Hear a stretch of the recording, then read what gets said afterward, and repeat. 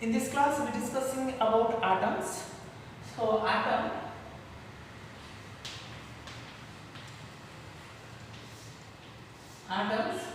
For example, see this diagram. According to Bohr's theory, nucleus in center of the atom, electrons revolving around the nucleus. So, electrons revolving around the nucleus. So it is the first orbit, it is the second orbit. It is the electron, right? Why electron revolving in particular orbits? Means he said that two forces, electrostatic force and centripetal force, both are equal. That's why electron revolving in particular orbit. So here centripetal force F is equal to m v square by r. Electrostatic force, electrons towards the nuclei. So why? Because it is positive, it is negative relation. Force between positive and negative, it's have an attractive force. That's why electrons towards the nuclei. Now this force is F is equal 1 by 4 pi epsilon naught q. Q means here charges, here Z means atomic number. Why I am taking atomic number? If Z is equal to 1 here, one proton is present. If Z is equal to 2 helium, here 2 protons is present. So that's why I am taking Z into E into Z means number of protons into charge. Now E means electron charge. So proton charge and electron charge both are equal, but these are two different signs.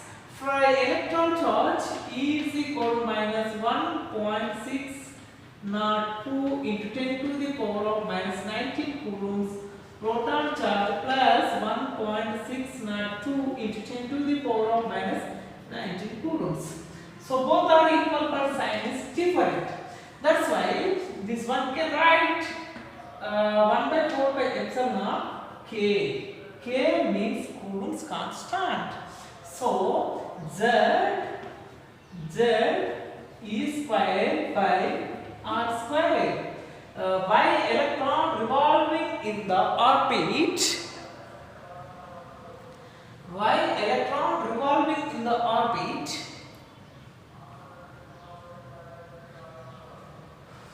Why electron in revolving in particular orbit? So main reason, centripetal force and electrostatic force both are equal. That's why electron revolving in particular orbit. So centripetal force and electrostatic force both are equal. That's why I equaling both forces, centripetal force and electrostatic force. Centripetal force mv square by r is equal K into Z E square by R. So R square R both are cancelled. So R send this side. R is equal K into Z E square by M V square. It is the radius of the atom. So it is the radius of the orbit. It is the radius of the orbit. The radius of the orbit. So next, kinetic energy and potential energy. We can find the kinetic energy and potential energy.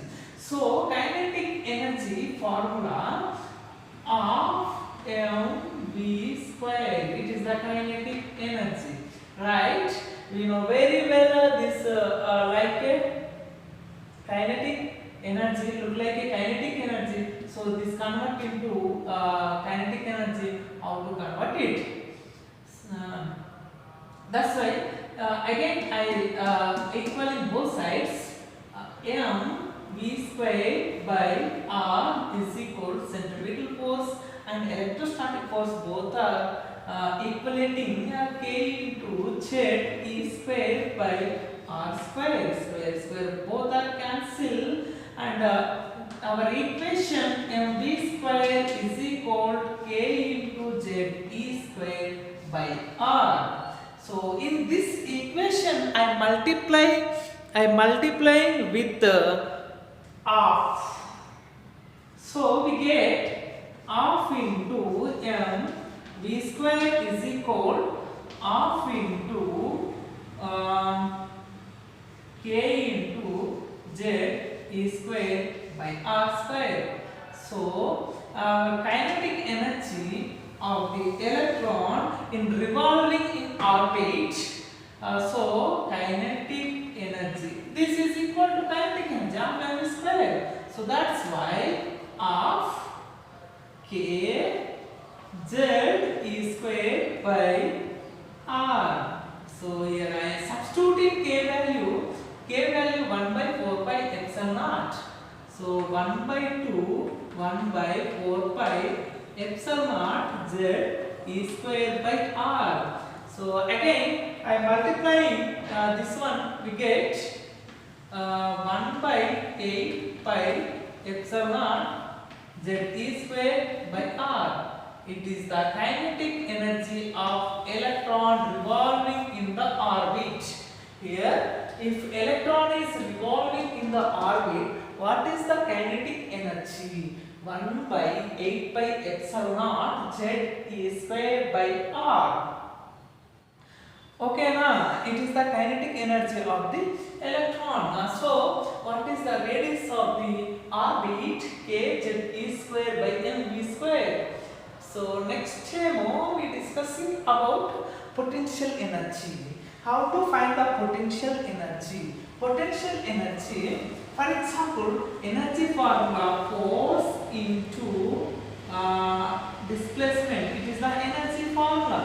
So that's why potential energy, one positive energy bring from infinity distance to field. So that's why integral f dot dr is equal. So the name and also integral f means 1 by 4 pi epsilon naught. Here electrostatic force into z e square by r square. So r square, so this can written 1 by 4 pi epsilon naught z e square by e square integral 1 by r square. So listen, 1 by x integral dx, 1 by x square x dx, this can written as look here, integral x to the power of minus 2 into dx.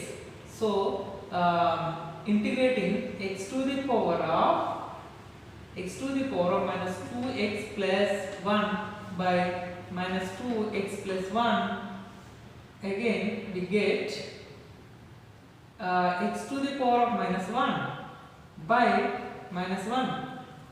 This one we can written as minus 1 by x. So like this, 1 by 4 pi epsilon naught z e square, this can written as minus 1 by x. So minus 1 by r. So simplifying, we get the answer. Potential energy U is equal 1 by 4 pi epsilon naught z e square. So r, it is the minus, right?